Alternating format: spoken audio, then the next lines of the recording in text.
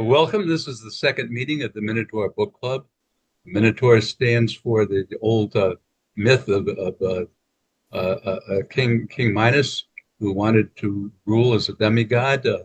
Our term today would be charisma. And he talked to Poseidon and said, "Please legitimize my divinity." And Poseidon said, "Well, I'll make a deal with you, but you have to acknowledge that you received your divinity from me. So I'm going to send you a white bull. And to seal the deal, we'll sacrifice the bull." And the bull arrives. It's magnificent. And Poseidon, the Minos says, "This good broodstock, I'm not going to give that up." So he keeps the bull. Poseidon gets angry, and he makes Persephone, Minos's wife, fall in love with the bull. She goes to Daedalus, the architect, and says, "Build me the replica of a cow so I can go inside and culminate my love for this bull." And Daedalus does. Persephone goes inside of the shell. Poseidon, in the form of the white bull, impregnates Persephone, and the Minotaur is born, half man, half beast. And the moral of the story is the gods become angry when you take a public good and convert it into private profit. So we're here at this time when the educational system in the United States is falling apart, where we don't have the critical thinking skills applied to history necessary for a democracy. And we're reading critical papers like the Federalist Papers to try and overcome historical amnesia. And we do that by modeling a better way to manage difficult decisions. There are several models like that, but Pete, our co-host, is an expert in Agile, and so a major function of what we're trying to do is to teach people how we can manage difficult discussions. And I'll turn it over to Pete. Thanks, Arnie. Yeah, I've been looking at a variety of different new techniques that can help us to maybe bring democracy into a new form. I'm kind of softly labeling it as Democracy 3.0, moving past direct democracy and representative democracy into a new format. And it's one of the techniques that I've found in the corporate space that we use over there to overcome the politics inside of an organization that also is transferring over pretty well into public discourse and general national and local politics. And essentially comes down to this idea of when we solve an individual problem one at a time, we can make other problems worse or create entirely new problems. So what this technique does is it takes a look at all the different problems together and puts them into an ordered list. And the general provision is do not make a higher order problem worse when solving a lower order problem. And so the debate and the conversation has a lot to do about comparing problems next to each other and acknowledging that in solving one problem, you might make another problem worse, and we should know when to do that and when not to do that. So we're not going to use the whole different format here. You can see there's a bunch of different rules on this, but generally we try to keep the debate going. We're talking about the comparison of these problems in relationship to each other. We might say some things for or against, but we're going to try not to ramble on for too much. If we got an idea, we're going to share that idea, then take a step back off the stage, let somebody else share an idea, take a step back off the stage, so that we can, hear from more voices and rotate through a variety of different things. And then when it comes to actually putting it into order, we'll probably use some voting and see where everybody comes out as far as the problems are concerned, and see where we end up. But it's not so much about the prioritizing problems tonight. This is more about the Federalist Papers and understanding those, just a method for doing some debate. So we may find that we skip the format or diverge from that because it's more important for us to have a good discussion and understand this important part of our collective history, at least here in the United States. John. All right. There we go. All right, well, thank you. And at this point, normally we would have our free-form discussion. That said, given the lower attendance, more than happy to step in and go over a presentation I put together regarding the Federalist Papers. My main, I guess, motivation for putting together the presentation was really when I was starting out to read the Federalist Papers, my first thoughts were, wow, this is really dense, both in terms of language and in terms of events they were referring to. At the time, contemporary, probably everyone knew what they were referring to when they talked about those events. That said, I personally didn't know much about those events during what a lot of historians, I guess, call the critical period, right after the Revolutionary War and right before the creation of the Constitution. So I put together a presentation to look into that. What are some main events on their mind, and go more in depth into the details of those events. So I'm going to try my screen share here.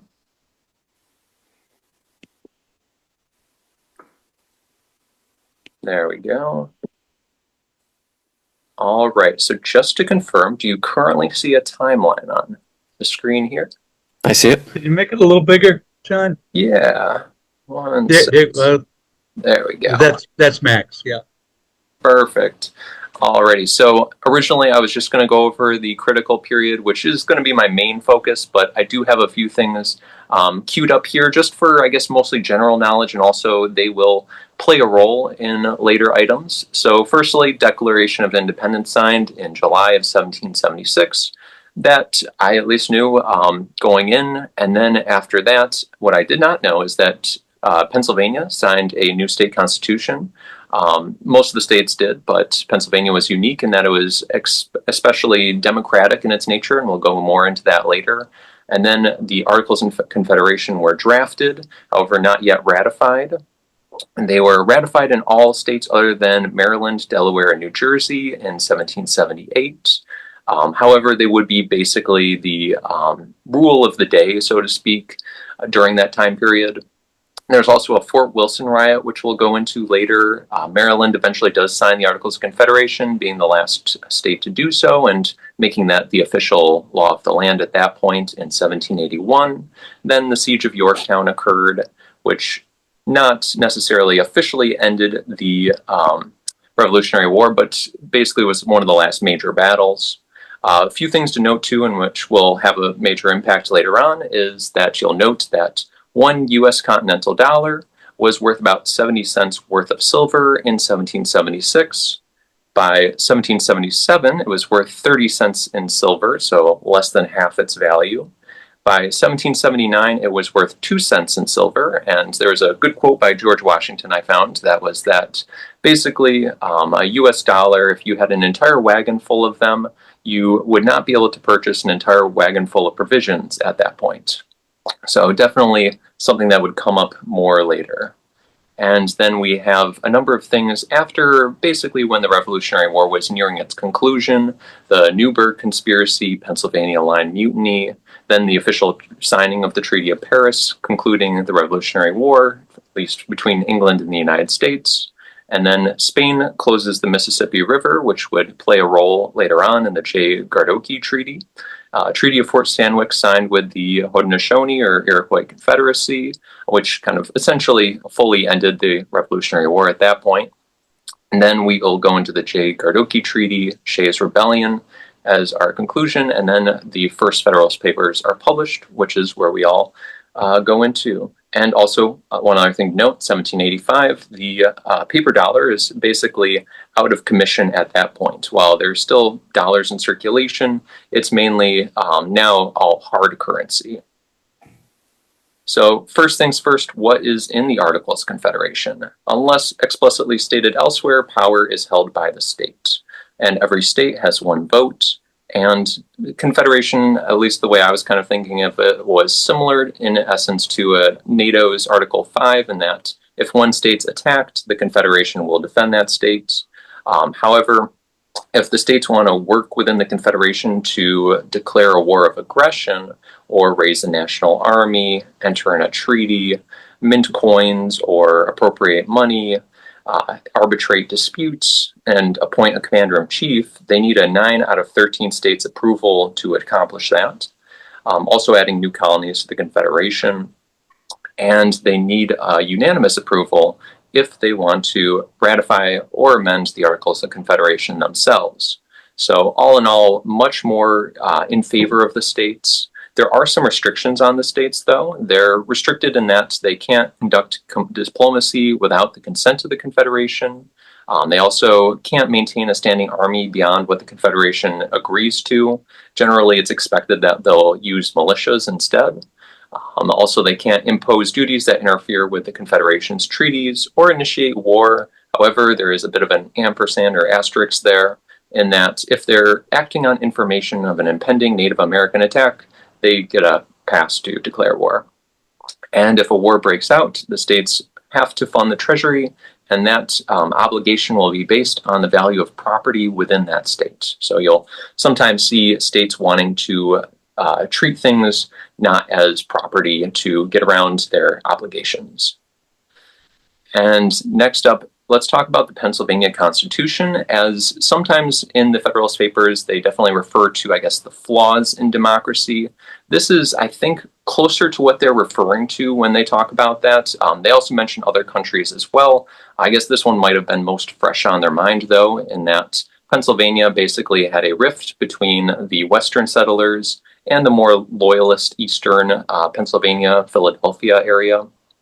As a result, they ousted the Eastern loyalists and put in a very pro, I guess, for the time, democracy constitution that increased the voting populace to 90% male, higher than its 66% prior amount. Also, no Senate. This is a unique one. It's a unicameral House legislator. And there is a president, but they primarily report to a Supreme Executive Council of 12 members. They're the ones that have a majority of the decision-making power in conjunction with that unicameral House legislator. So rather than a lot of authority at the top, it's very, I guess, broad authority. And also laws are provisioned, but not enacted until the next election cycle. So if you live in Pennsylvania and you're a voting member, you actually do have the ability, if you don't like a law, to just unelect the people that propose those laws and basically nullify the law before it becomes enacted. So in theory, very strong. It puts a lot more power in the hands of the people, which can be nice. In practice, there were some issues with it, which would likely be on the Federalist minds. First one being the Fort Wilson riots. This occurred during the Revolutionary War, basically going back to that wagon load of money can't buy a wagon load of provisions, as you might expect. Merchants in the Pennsylvania area started to drastically increase their prices to try to recoup that money. Pennsylvania actually put a price cap on, and as a result, there were some critics of that. So the main one being Robert Morris, who was the wealthiest man in the United States in 1775 and had a big role in bankrolling the Revolutionary War at a time, and also James Wilson, who was a lawyer for 23 merchants who ended up violating that price control, and he actually successfully got them off of going to jail. This had a major backlash, and there actually was a riot right in front of James Wilson's house, and in that house had two people in it, Robert Morris, that we talked about earlier, and also a Lieutenant Campbell. And the riot ended up becoming violent. They shot at the house and actually killed Lieutenant Campbell. Big sensation. I mean, it has the United States' richest man in the house and a prominent lawyer in the house. They ultimately were able to fight them off due to, I guess, basically their version of riot police at the time, state militia. And ultimately, it led to a lot of grievance with, I guess, the way in which it was being handled with the price controls. Another thing of note is the Pennsylvania Line Mutiny. I won't go too in-depth into this. It's basically kind of the soldiers at the time were not getting paid a whole lot. And as mentioned in the Federalist Papers, they were kind of being misled as to how long they would serve in the Army and how much money they would get for service in the Army. And as a result, the Pennsylvania Line had a mutiny. And one of the main things I wanted to note in here, I'm going to scroll in here a bit. So this is a chart of every place that the Continental Congress was held at. And one of the things you'll notice is that for a majority of the time, it's held in Pennsylvania. There's one time it was held in Baltimore, Maryland, prior to 1781.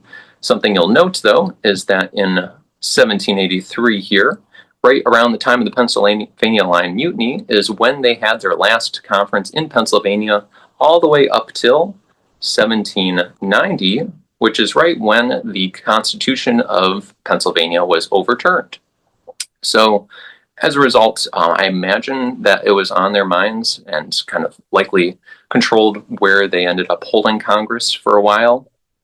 So main thing is that this likely did have an impact on their line of thinking. Also worth noting as well is that there was not just mutinies at the soldier level, but also at the officer level in March of 1783. So right as the Revolutionary War is winding down and right before it's officially ended, there's a lot of lack of payment. Also, British officers get basically a pension throughout the rest of their lifetime, while at the time it was heavily debated whether or not American officers would even get a pension for 7 years. Also, a lot of lack of supplies for the US troops. So ultimately, the several officers wanted to get together and send an ultimatum to Congress saying that either we get more pay and we get better supplies, or we're going to overthrow you.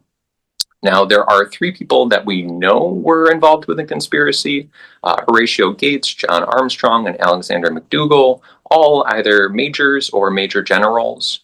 And then there's some people that are inferred but not actually confirmed. These are the people that they were corresponding with, but weren't in attendance when they ultimately had that meeting to determine whether or not they would send an ultimatum. And those people were Robert Morris, the most wealthy person in the United States at the time, who was also shot at a few years prior. Governor Morris, which took me a while to realize that's his first name and not an official title, who was basically his secretary or his assistant to the head of finance, who was Robert Morris. And then, I guess most interestingly, and kind of a bit dubious, just like the other 2, Alexander Hamilton, who was very sympathetic to the soldiers' cause, was with Washington and Valley Forge when they had trouble provisioning supplies due to currency issues and also the weather.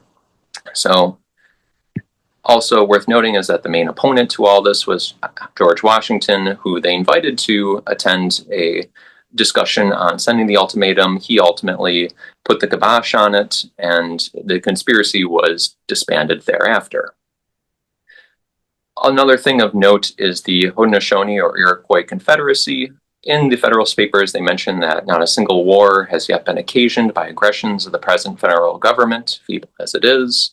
One thing to note is that they emphasize aggressions because there was war with the Haudenosaunee during the Revolutionary War.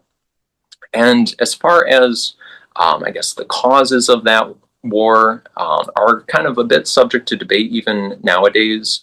This picture here, and I'll zoom in, is taken straight from the Ska-No Center, the Haudenosaunee's Lady of Peace Center. One of the main things you'll note in here, and you can always review later in the recording, but essentially, the Haudenosaunee tend to put the focus on Joseph Brant, who was a Mohawk that converted to Christianity and had pre-existing ties with the British government.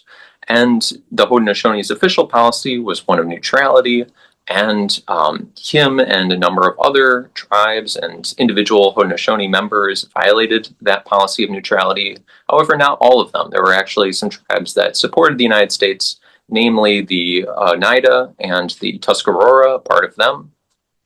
Now, when he ended up attacking the United States didn't view it as just 1 or 2 tribes that are attacking. They saw it as basically everyone but the Oneida and Tuscarora as the official aggressors in this conflict, even though, in likelihood, there were probably some that were still abiding by the neutral policy. There were definitely people in the villages that were, at least. This all led to the Sullivan-Clinton campaign, which basically started at the bottom here, moved up, attacked all the villages pretty much that were the major villages of the Haudenosaunee, with the exception of the ones they viewed as allied, such as the Oneida and the Tuscaroras. and ultimately had a scorched earth policy where they burned down about 40 villages in total and also burned down their crops and just basically made life very difficult for the Haudenosaunee. And as a result, the Haudenosaunee weren't even able to negotiate their peace treaty in the Paris Peace Treaty.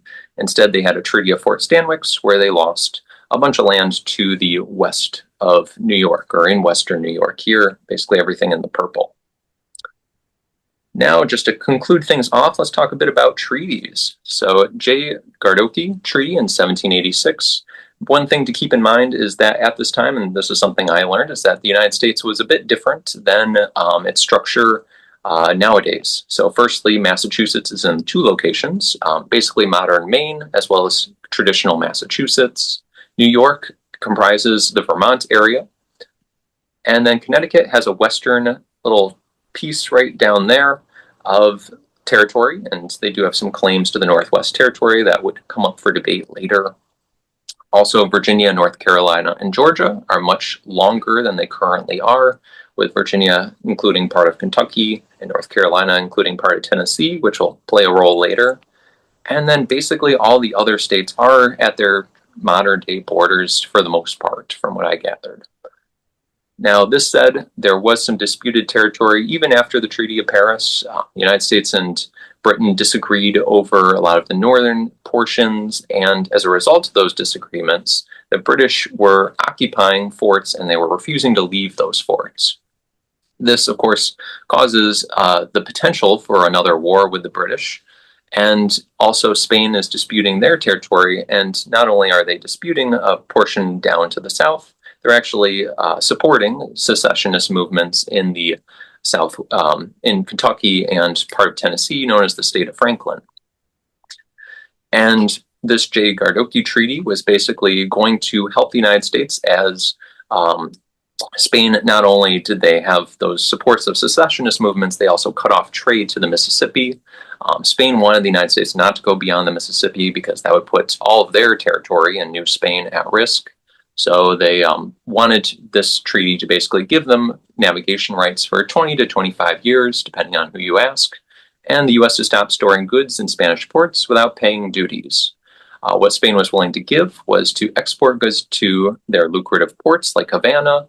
Also, they can get territory east of the Mississippi and north of Florida, so basically the area in purple is what I was gathering from it. And they would potentially support the United States in removing British troops from Western forts, which are basically all the red dotted forts. Now, if you want to kind of put on a conspiratorial hat for a moment, one thing to keep in mind is that the United States did not know, and Spain was not revealing, that they were supporting secessionist movements in Kentucky and Tennessee. So it could be beneficial if the United States got into war with Britain and ultimately allowed for those secessionist areas to potentially serve as a buffer zone. But that's all kind of hearsay and not what was on the founders' minds. Their main thing was whether or not they wanted to expand westward versus expand more economically. And here's this James Wilson, the guy who was kind of leading the secessionist movement in Kentucky. Now, when it comes to this treaty, as you'll note, treaties like this require, I believe it was 7 out of the 13 or 9 out of the 13 states to vote yay. They did not get that. Basically, the northern states voted yay, the southern states voted nay, and Delaware did not attend. Some things to note is that there was a lot of heated tension after this treaty because there was a lot of doubt whether or not John Jay actually negotiated and then held off on approving the treaty, or actually went through with the treaty, like circumnavigating Congress. And in Maryland and some other places, you'll note in here that they really didn't like this treaty. They kind of compare that Ireland is a free country to what the United States would be if navigation rights were given to the hands of the Spanish. So very, very unhappy with this concept. And a call to arms was given. This is further supported by a New York journal that noted that basically in here, the Western community, who can raise 20,000 militia, is seeking a breach of peace and a new alliance. and also one other one. And this is kind of going into that idea of the Confederacy breaking up into different confederations. In Boston, they were kind of floating the idea of the 5 states of New England working together and basically creating their own confederation. And they have a good kind of jab in here about leaving the continent to pursue their own imbecile and disjointed plans. Now, last but not least, we can talk about Shays' Rebellion, which was kind of the freshest thing on the Federalists' minds at the time. Officially, it was quote-unquote started by Daniel Shay. However, it's worth noting that Shay's involvement in the rebellion is a bit debated. He definitely was involved, but the extent to which he was involved in the military component is debated. A few things to note about Daniel Shay as well is that he was in the Battle of Lexington and Concord, also the Battle of Bunker Hill, and the Battle of Saratoga. So he was kind of in all of the major, most of the major Revolutionary War battles that are kind of come to people's minds. He also got a sword from the Marquis de Lafayette, which he ended up having to sell to pay off all of his debts. That was a common problem with U.S. soldiers because oftentimes they were either not paid or paid in currency that was no longer worth anything, and just all in all led to hardships for the average soldier. On top of that, especially in the more agrarian portions of Massachusetts, they tended to use more of a barter economy, which as a result, they weren't able to pay taxes, which could only be paid in coin. John Hancock, who was the governor, kind of turned a blind eye to that and said, that's okay, we'll just kind of let things lie. However, Massachusetts started to accrue a bigger bill, and as a result, let's see here, James Bowdoin ended up replacing Hancock and stopped turning the other way, and this caused some issues in Massachusetts with the rebellion. So the rebellion, although it's called a rebellion, it was generally peaceful. They occupied courthouses to prevent people from going to debtor's prison because they didn't have bankruptcy laws at the time. And they started in Northampton, then moved to Worcester, Concord, Taunton, and Barrington. Now, from their perspective, they're just seeing themselves as peaceful occupiers of the courthouses, preventing an unjust movement of people into debtors' prisons.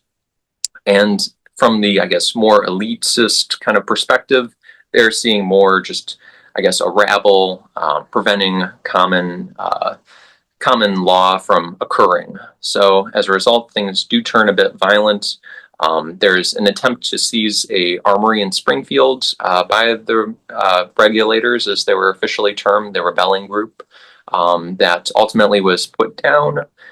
Then they tried to have another conflict in Petersham, which was likewise put down. Now, lastly, they moved to Sheffield, which was also put down eventually. Now, I guess the main thing to keep in mind, though, is that even though a majority of Shays' Rebellion was in Massachusetts, it didn't necessarily end in Massachusetts. There was a paper money riot, which was from a group that also called themselves the Regulators in Concord, New Hampshire, that also started occupying courthouses. And this is right around the time of Shays' Rebellion and also right before the Federalist Papers. So one of the things that at least came to my mind and likely was on the Federalist minds is like the idea that this rebellion could be spreading and they don't have an army to put it down because they can't pay the army. Even with Shays' Rebellion, they ended up having to hire a private militia to put it down. So ultimately, here's a note too also as to what their demands were, which overall seemed fairly reasonable. It was mainly an argument about the collecting of debts. And in fact, after the rebellion occurred, John Hancock would later go to pardon Daniel Shay and many of the rebellers. I think in total, 2 rebellers were ultimately hung as a result of the rebellion. And they also started moving towards paper money, which further upsets the Federalists, who tended to have a lot of their wealth stored into the value of land, which ultimately went down when paper money started to get accepted more. And you'll see the 2 in the Federalist Papers. I think at one point they were kind of poo-pooing paper money as a form of currency, which I imagine is kind of tied up in this whole rebellion. And that is what I have. So this point, definitely looking forward to further discussion regarding the Federalist Papers. And if anyone has any questions, I know I definitely had a few while researching a lot of this. Looking forward to talking. All right. Yeah. Thank you so much for the context there, John. So there's a lot going on, and yeah, I can't wait to get into more of this now. Welcome, Aaron. Can you hear us? Yes, I can. I'll be on video in a few minutes. I was just making dinner and, listening to Fed, the presentation. I'm sorry I was late. I just was, working stuff, but no, it looked like a fantastic presentation. So, No, welcome. Glad you can join us. I had trouble pulling up my notes, but let me just pick up where you left off and tell me if I got the facts wrong. Shays and the other soldiers were promised script as a monthly payment, which was for like 20 cents of Confederate dollars, or a certain amount of land. And they did not get paid that. And as they were not getting paid either the script or the land, they also saw their taxes going up because the federal government had to pay off its debts. And so that's where they could have used Pete's method of Agile to work that out, because the irony is that the freedoms and the liberties that the Federalists were talking about of granting to the American people, they totally violated by suppressing the rebellion, which was a legitimate redress for grievances. And Shays' Rebellion is often taught as the right of the federal government or the central government to put down insurgencies, and which is a disastrous reading of it. And this is the Federalist point of view. People don't realize that at the same time there were anti-Federalists named by the Federalists who raised opposition to some of what the Federalists were saying, and they also critiqued that this was a abuse of power and a reluctance or to pay legitimate debts. And so in the history books, this whole event and two or three of the other rebellions are also, when looked at in this light, are historical. They're portrayed as it's historical inaccuracies when you look and see what actually happened. John, did I miss anything? No, that's a great point. And I, even though I didn't specifically see the promises, I can definitely see that being being fact. Definitely throughout the Revolutionary War, and especially with the Pennsylvania Line Mutiny, I was seeing a lot of basically promises that were not kept. And also with the Pennsylvania Line Mutiny, I kind of glossed over it a bit, but basically it was a mutiny that was almost in a way successful in that essentially the mutineers rebelled. They held their mutiny, and then they marched on Congress, who ended up having to relocate. And during that time, some British agents went to them and basically said, hey, if you join the British, we'll basically give you all the benefits that you're promised. And they actually captured those British agents and took them to Congress, and they were hung as a result. And Congress, kind of as a act of kindness, or I guess they followed through with their agreement, which almost is in many ways the bare minimum. And so they got rewarded for the mutiny in a way. And as a result, another mutiny propped up in New Jersey, which ultimately was put down much more forcefully. And I think it started to lead to this mindset of if you give an inch, they'll take a mile, which can also be very, I guess, negative and can lead to this inability to negotiate and look through what's right in a lot of these cases. Yeah. And I was looking at this in a very similar way as what you were talking about, Arnie. It was just like perfect example here of, where there were a series of valid problems, and each person was trying to solve their problem, and they were not compared in context with other folks.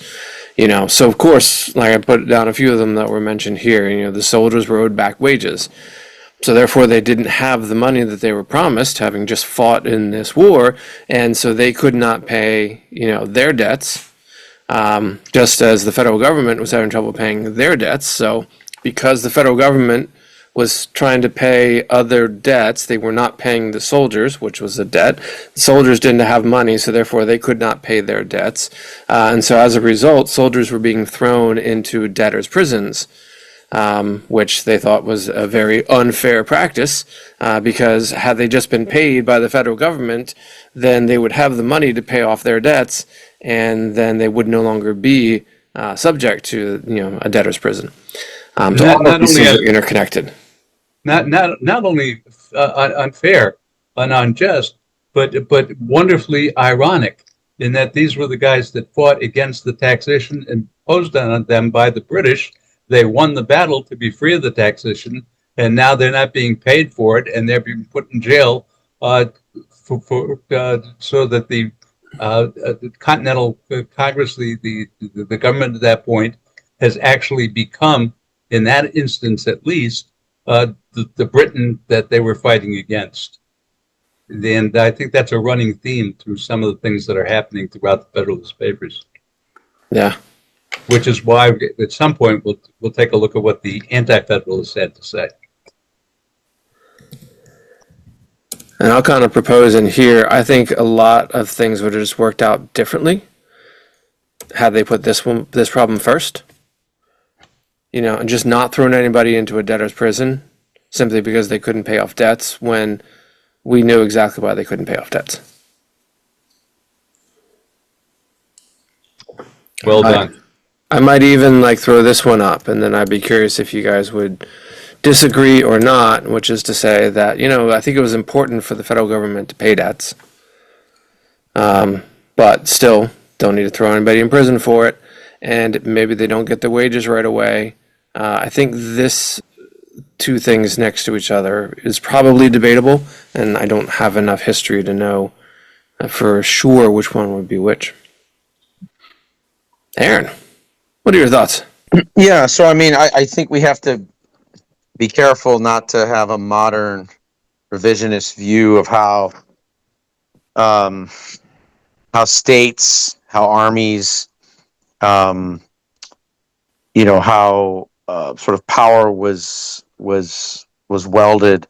We were just coming out of the sovereign age.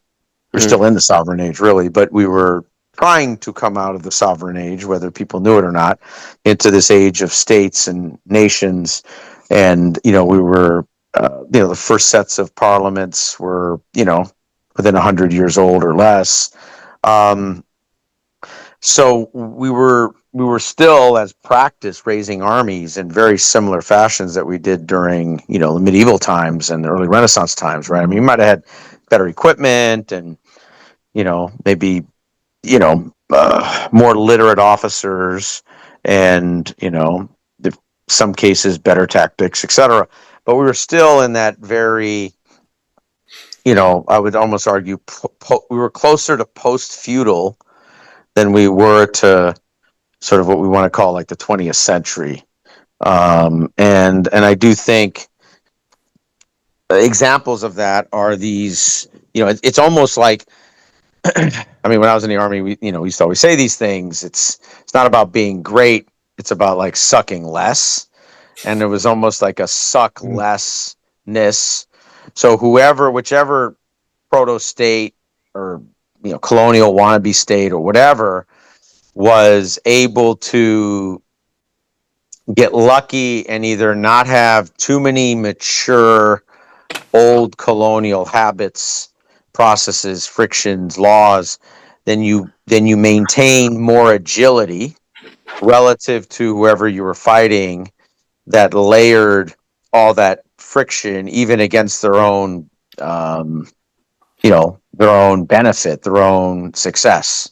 So I do think that's something it's hard for us to see that in using the modern kind of world view, right? It's just very hard for us to see that because we just kind of sit back and are like, why are they so stupid? Why do they do these things? It's like, well, If let's say we were 200 years older, and we were looking at the Constitutional War, blah blah blah, of 1576, like these things wouldn't seem that abnormal.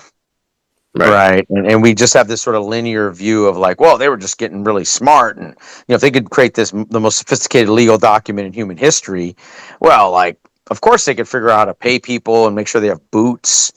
It's like, well, maybe, it's like, and I think that's almost the whole point, is that there was, in some ways, this incredibly uniquely literate, almost alien group of men that could come up with these political theories. But that's sort of the whole point. They were sort of alien to the era in many ways, maybe alien to almost any other era for that matter. Yeah. I mean, think about, like the Greeks and how much intelligence they had, and then look at some of their daily practices, and you're sort of like, wow, how can you be that smart and do that? Well, it's like that was the era you were in, So anyway, sorry if I kind of went on for a little too long there, but No, that's good, and it raises a really important point for me, is that because they were so literate, because they could point to historical examples, because this wasn't built out of whole cloth, but out of understanding hundreds of years, thousands of years of different types of government to craft this thing, and because of the changing the freedoms that were putting more power in the hands of the people, the basic premise for the entire document is that it rests on the will of a well-informed public, and they would look at what we've done to early learning in the educational system today, and would probably quickly conclude that the basis for a government run by, what did Jefferson say, a society ignorant and free never was and never will be. Yeah. I agree with you very much, Aaron, that I spend a lot of time in mindsets and thinking about different forms of thinking, even at the smaller scale, but also, the larger scale. And during that time, debtor's prison was just a thing. Like, just that was, of course, the way that you took care of those things, and it was all over the place. And it as probably was things like Shays Rebellion, and things that sort of brought the unfairness of this to the higher, to a higher consciousness, that allowed them to rethink these things, come to new ways of thinking about it, and bring us to our modern senses of just looking back in the past at debtors' prisons as like, how could you not see that putting somebody in prison is the exact opposite of what would actually generate your money? But everybody did that. It was just the way of exactly the time. Well, and look, I mean, today, if you were a lower enlisted soldier, even a junior NCO, let's say, and let's say your wife or your husband, whoever you were, was was, let's say, undocumented, or let's just say the process changed of their status relative to their documentation because there's been a new policy regime, they could be deported while that soldier's on deployment, and some people would say, oh shucks, that's too bad, and yeah, you're right, that probably shouldn't happen, yada yada.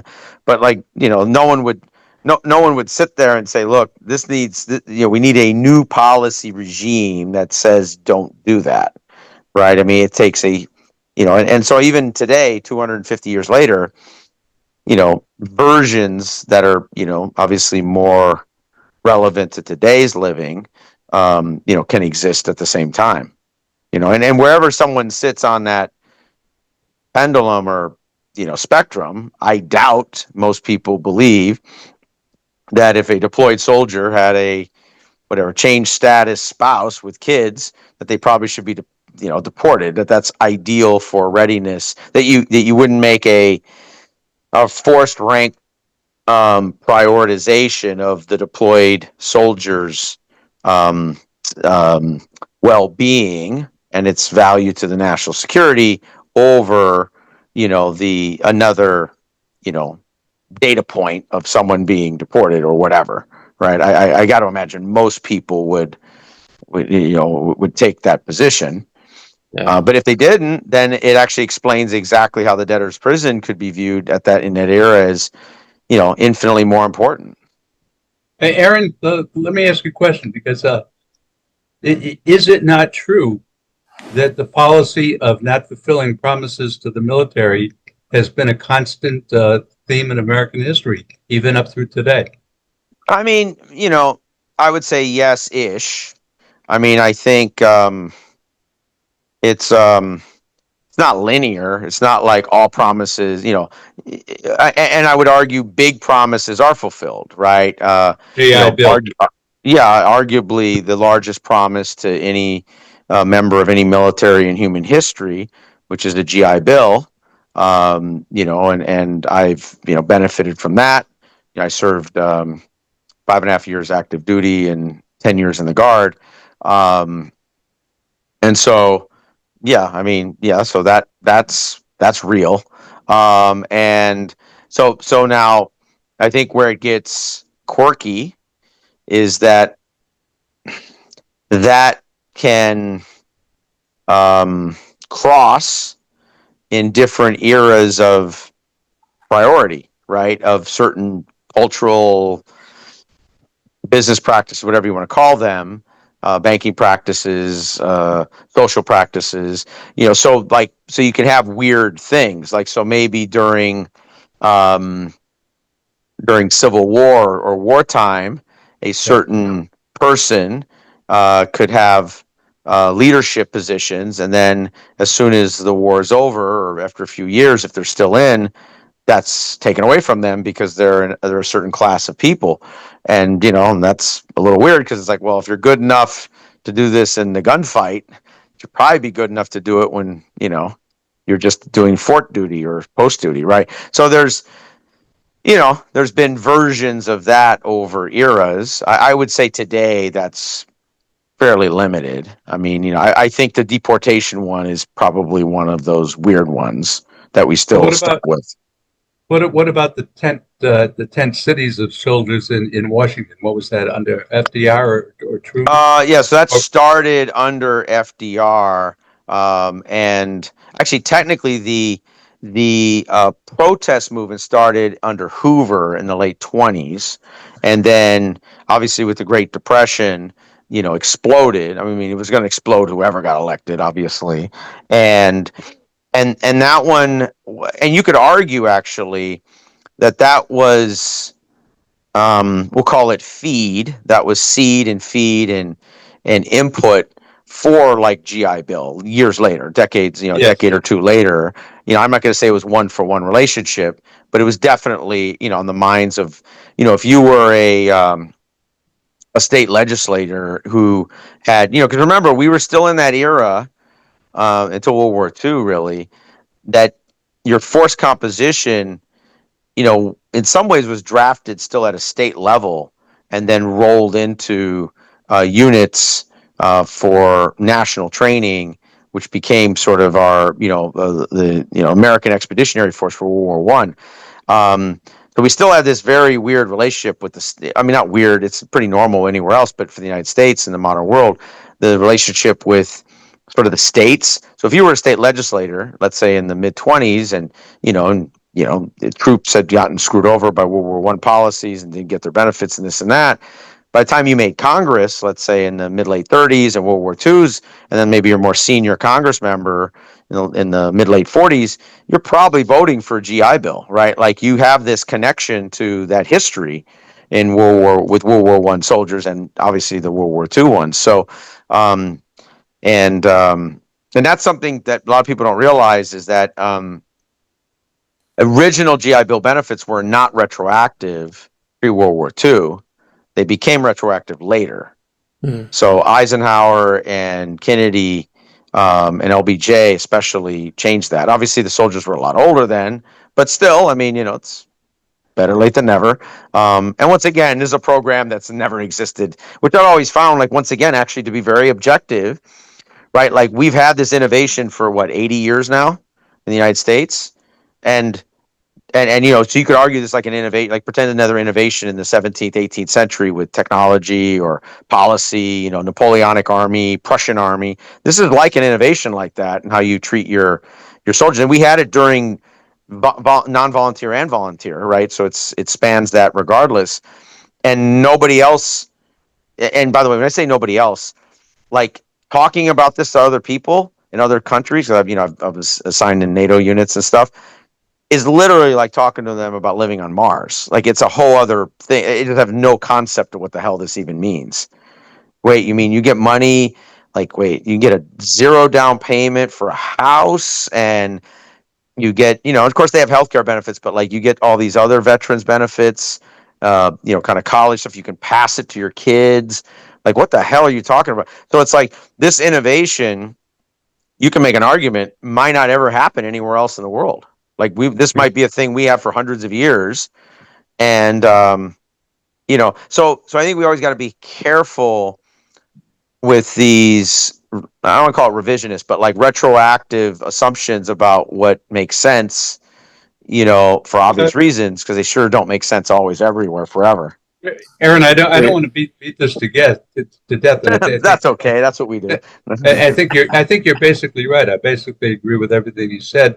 But I'll throw in, and I could do more counter examples, but I'll just throw in one more and start out before I throw it in, saying I think we've got two sets of truths here, and both are true. But another example would be the failure to provide adequate treatment for Agent Orange. Yeah, absolutely. Yeah. But on the flip side, what that did, I mean, obviously it was terrible for, you know, the Vietnam era, and arguably people forget the Vietnam era took the hit on that, but there was other eras. I mean, not as much in Korea, you know, because they didn't. I mean, people don't get that the whole chemical weapons bans have always been very, let's just say, interpretative. It's like interpretive jazz. That would be the way I would put it, and everyone mostly sticks to it because of the, obviously, you know, mutually assured destruction, literally. But, you know, let's just say everyone gets a little crafty at a certain point, and especially if a war goes on, right? I think that's the key, is that as wars goes on, as a war goes on, especially a regional war, typically the large party in a regional war gets more desperate because the smaller parties figured out the sanctuary strategy. They figured out the sort of deterrent effects. They've been able to absorb, you know, what are usually the big body blows against the civilian population, because that's how, you know, large parties always escalate to the civilian population as a point of desperation, right? Because they don't have any other, because they're unwilling to make it a global war. So then they don't attack sanctuaries. Like, look, like we didn't attack Pakistan in the Afghan war. We didn't attack Iran in the Iraq war. Russia's not attacking NATO in the Ukraine war. I mean, this is like, you know, the same with Vietnam. I mean, this isn't like unique. This is like built into the game theory. And so then you tend to move around some of these adjacent chemical components, especially as we become more scientific. So you do get, like, a great example. I was in an armored cav units my whole career, and we use a lot of depleted uranium rounds. I mean, it's just what we did for our tank rounds. Luckily, I didn't spend a lot of time in Abrams tanks, just not much time, and most of the time, and almost no. I'd say most of our training rounds weren't DU rounds because they're really expensive. But you know, that's like that poof exists, you know, and if you're firing, you know, if you fire 3 rounds in a year, it's not going to do anything. You found, you know, if you're in that tank and fire, you know, 30 rounds a week for 10 years, that probably has some effect. So I would say we've had to confront the downstream effects of, let's say, Agent Orange, and then the health system has had to sort of feed that back into leadership, because because, well, that's an effect, right? Because then eventually the information asymmetry gets out and people are like, nope, I'll skip being a tanker. And we want people to be tankers because tanks are really useful. So, like you have a bunch of this sort of information processing is really what it is. And I think that's always a lag, obviously. But I would say compared to many others in the world, I think overall we keep, a fairly high percentage of our promises, relatively speaking. I mean, I'm not comparing us to Iceland. I mean, they don't have expeditionary capability. It's really more of a Coast Guard police force then.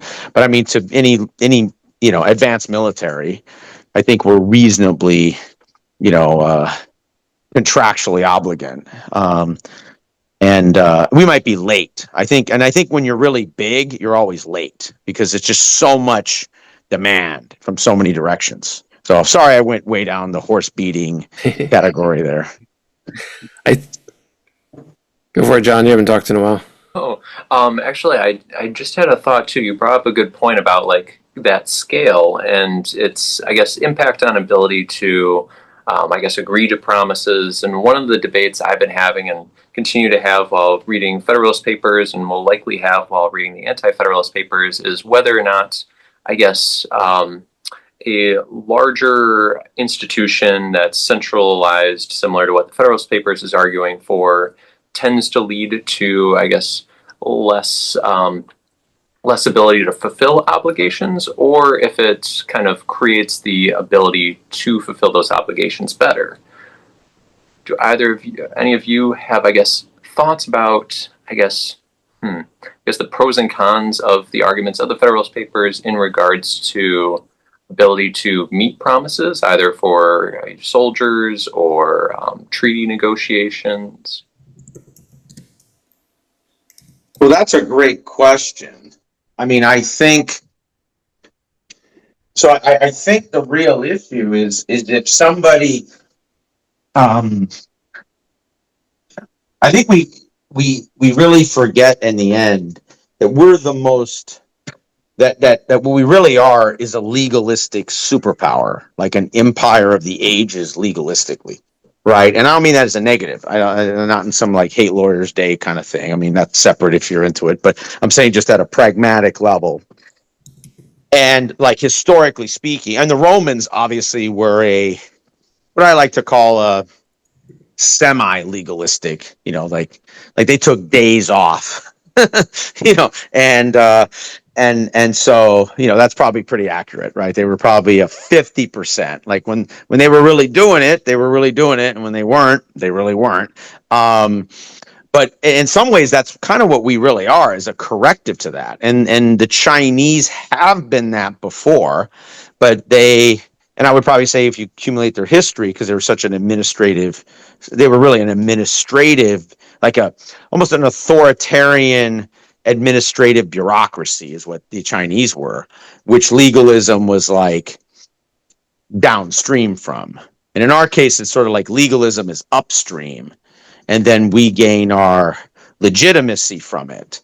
And so the reason I bring all that up is I think there's always been like two parties, at least when we discuss like sort of Federalists, anti-Federalists, or anything constitutionally, especially back then.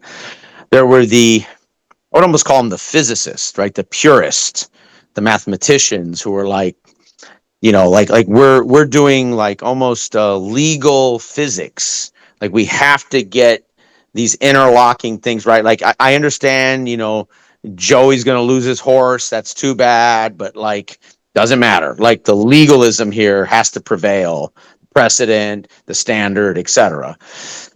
And then there were these, I'd almost call them like contract realist almost, right? They were like, yes, the contracts are critical. We got to do those. But like at the same time, if we lose all this political support, then we're just going to be a bunch of dudes writing paper. Right. And so there's tension really almost between these, we might call like, neo-legalist or something, and these realists. right? And the realists wanted to follow laws, and they were, I mean, everyone was legalistic, but it's a question of almost like religion. Like the constitutional legalists were like religious. This was their religion, really. It was doctrinaire, it was dogma. They were building their own, state legal Bible, really. And then the realists were the class that said, thanks for your service, but like, I need to get this senator or this leader from this colony, or else this whole thing falls apart. Right. And I've always felt like that's this heart of this tension. And the reason I bring that up is that leader would typically want highly devolved legalism because they could manipulate it, obviously, right? And so that's one of the ways we get this incredible republic model, this diffusive subsidiarity. But then because those religious authorities, those monks, would sit there, no, they weren't stupid too, and they were also at some point became realists. They said, all right, I'll give you that, but boom, I'm going to plug in this check over here. Right. And then so they would play this chess really between each other. And I do think in a weird way, we were gamifying, like they were by modern standards, almost running a gamification exercise for 15, 20 years to come up with all these zillions of scenarios. And they were all diffusing power, checking, central power checking. They were just going back and forth. And then obviously constructed a language, which we had language, but they synthesized it in this way that, we can, and then to be fair, I mean, Rhett wrote it in this tiny little manual, which is kind of insane when you think of how terrible people are in writing or me over talking or everyone doing what we do. And we had this tiny little booklet that they nailed down. I mean, that wasn't easy. It took them, decades and, whatever, a million hours to do it. So anyways, that's kind of how I view it. I don't know if that made any sense. Hopefully it did. Yeah. I think it certainly did make a lot of sense. And I think we've got a lot of like history evolutions that are coming to this. So like one of the things that's sort of like sparking for me, just listening to you talk, Aaron, is that we did learn things as we went along, and in many ways, we probably may have needed to go through the pain of really royally screwing it up to feel that pain so that we then make a better choice for the next time. Yep. And I think the other thing that does still come back to me is though, but it's also in the mindset kind of category for me, is that the tool was solutions and laws. Yeah. And so I've been working on an article series about democracy versus monarchy. And the source of monarchy really was we had a really big problem and somebody had a solution to it. And so everybody else is like, I don't know how to solve it. You know how to solve it. We'll follow you. And it set off this thing from that point on that we're grappling with now of dictating solutions. We got to this level where the monarch got to decide everything. And it's even built into our whole system. Law comes from the word lay, which is tongue, the tongue of the king. And so everything that we do now in putting laws is like basically what you just described was there was a law that was written that said you must do this. That caused additional problems. So then they said, okay, well, here's another law to fix that one. And here's another law to put a check and balance on there. And here's another law to do this. So like makes me think of that, that whole phrase that I'm sure everybody knows of like, if all you have is a hammer, everything starts to look like a nail.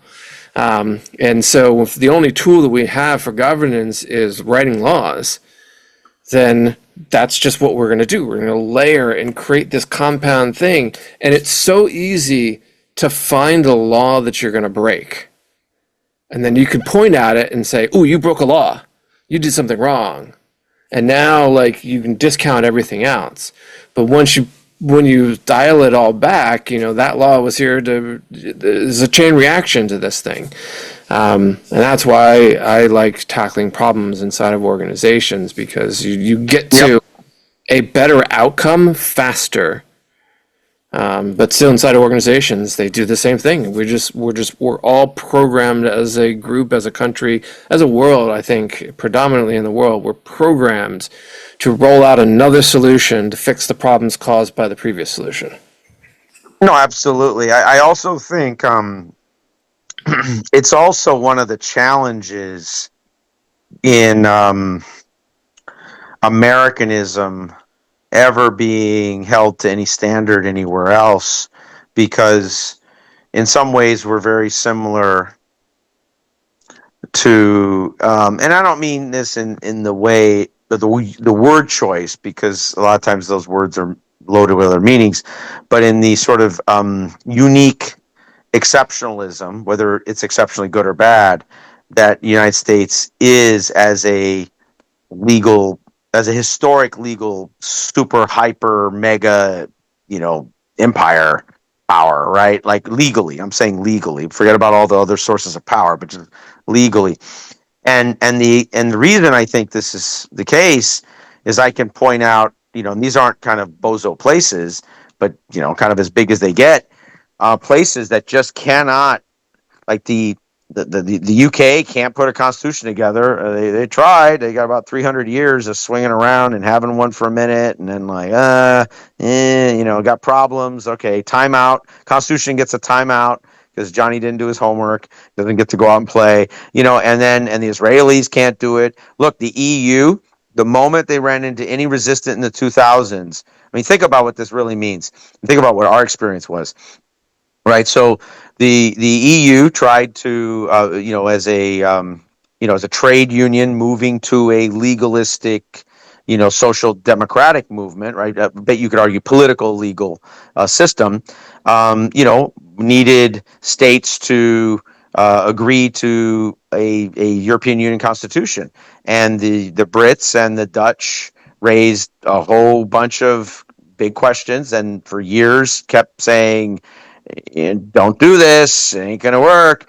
And EU just, and not blaming them as bad people, but like in this very typical bureaucratic authoritarianism, said, yeah, okay, I don't care, basically hold the referendum on it. And then they lost. And instead of, number one, not even holding it and, maybe taking advice from the parties to adjust so that they could get there, or after they held it and it lost, to say, okay, well, maybe that's the signal that we need to go back and adjust accordingly. They said, nope, can't do the Constitution anymore. We're going to go to directives. And of course, 2 decades of directives. And, basically the EU is, when you really study it, like, forget about how you feel about Europe and this and that and like it and this and beer and cheese. That's great. I'm saying when you look at it like the EU as a political legal structure, it is incredibly undemocratic. They have half a dozen layers of presidents and commissions on purpose so that you don't have dominance by parties. So that's their version of checks and balances. But, and I could be okay-ish with some of that as long as you still had a constitution. But without a constitution and using directives, and you're that way, well, then you really are an anti-constitutional structure, right? Like if the EU renamed, if the Chinese said, you know what, post Xi, sorry, we need a mulligan. That was a mistake. We're going to bring in our good Xi, we're bringing in, Zheng in. We're going to do good business with you. And guess what? We really want to do this right. So we're going to import in the whole EU structure into the Chinese CCCP. And, with all with a directive system, with half a dozen layers of presidents and parliaments and commissions and all this stuff, we would be like, that's just Chinese communist modernism, right? And I'm not calling the EU Chinese communist modernism, but my point is that it is a archetype for that kind of bureaucratic authoritarianism. And the reason I bring that up is it says how quickly powers, when they're attempting to do things that we would argue are fundamental rights from the people up to the institutions, fold immediately. and fall back on these traditional sovereign to state power to, I would argue, state power has moved to bureaucratic authoritarianism, or some version of that. And that's what makes us, I think, so unique, because I don't know anyone that would take 20 years. Actually, the only ones that have done that, and if they don't get any credit, they should, is the constitutions of Latin America are actually incredibly unique. They copy a lot of stuff from us, actually. And I always encourage people, just go on Wikipedia and drill in. You'll just be really surprised when they went through their eras. Because you know why? They all had huge independent civil wars. And they were writing those as they were doing it, which is just like we did. So they spent the decades, they got their legal culture going. And I mean, they have other problems over the years. But one of them really isn't that they don't have functional constitutions. They actually have functional constitutions. Like, you go look at the like, what do you call it? The Uruguayan Constitution. I mean, you look at Argentina. I mean, they really are. People might not adhere to them. I mean, that's a different issue.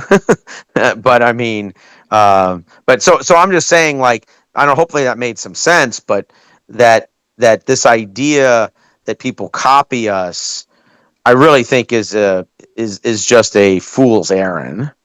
I mean, think about it. We had to basically just like copy and paste sort of a constitution into Japan.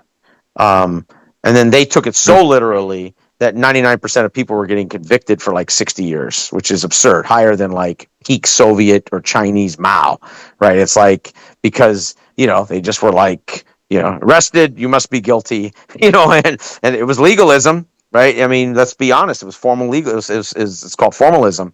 So, and they're finally pulling that back. I think it's down to 90% of people that are arrested are convicted.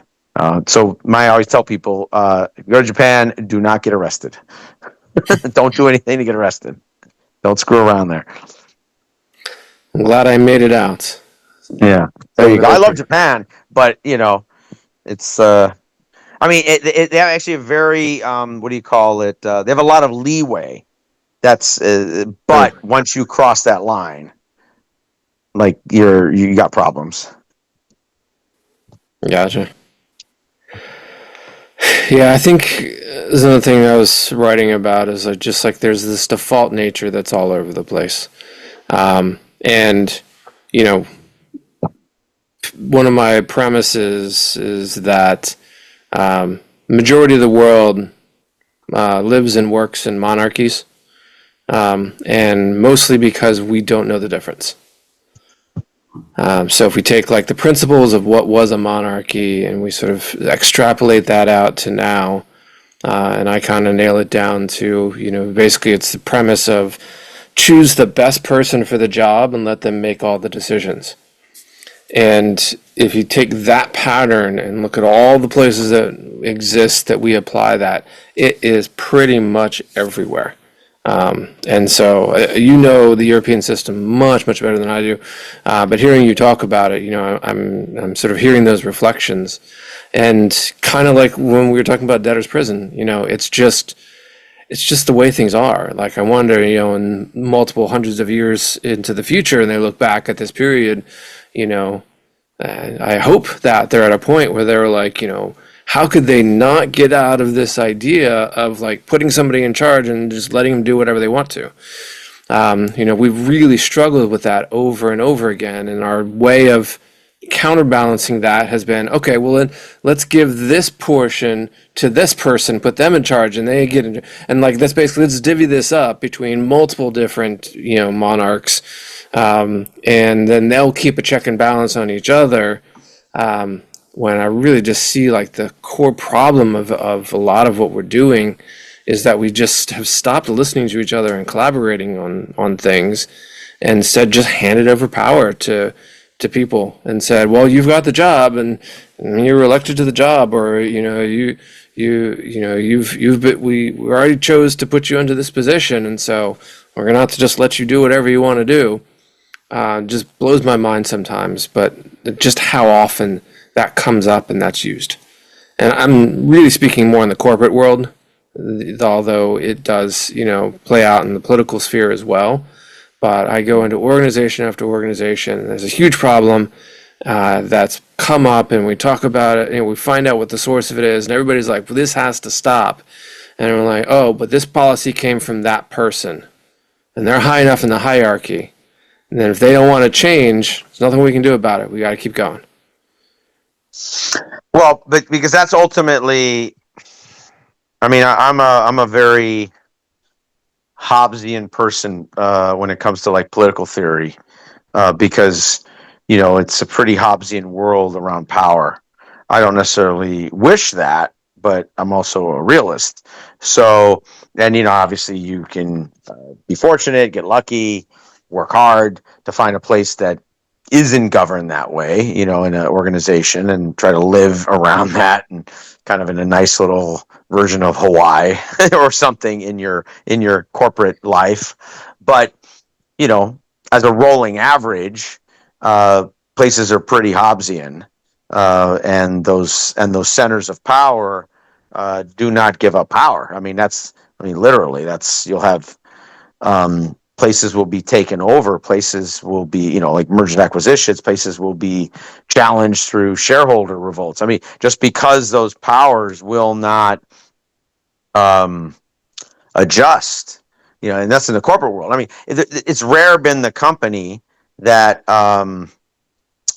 was just rolling around just fine, and everyone was high-fiving, and then they had a shareholder and merger, acquisition kind of assault go on for lack of, critical performance, and everyone in the company is like, how did that happen? I never saw that company coming. No one's ever heard of that, right? I mean, obviously, to get to that stage, an organization was already resisting this, probably for years, if not a decade or more, until it became so overwhelming that it blew out into the public sphere, to the point that other investors wanted to confront it, basically. Aaron, I just want to throw in a data source that you can check out. That this is not to disagree with you, but just a data source one might want to look at. We rank, according to the OECD's Better Life Index, 37th in the world in terms of democracy. We're way down in terms of health. We're way down in terms of happiness. We rank 41st in the world for science education. I think 38th in the world on reading. And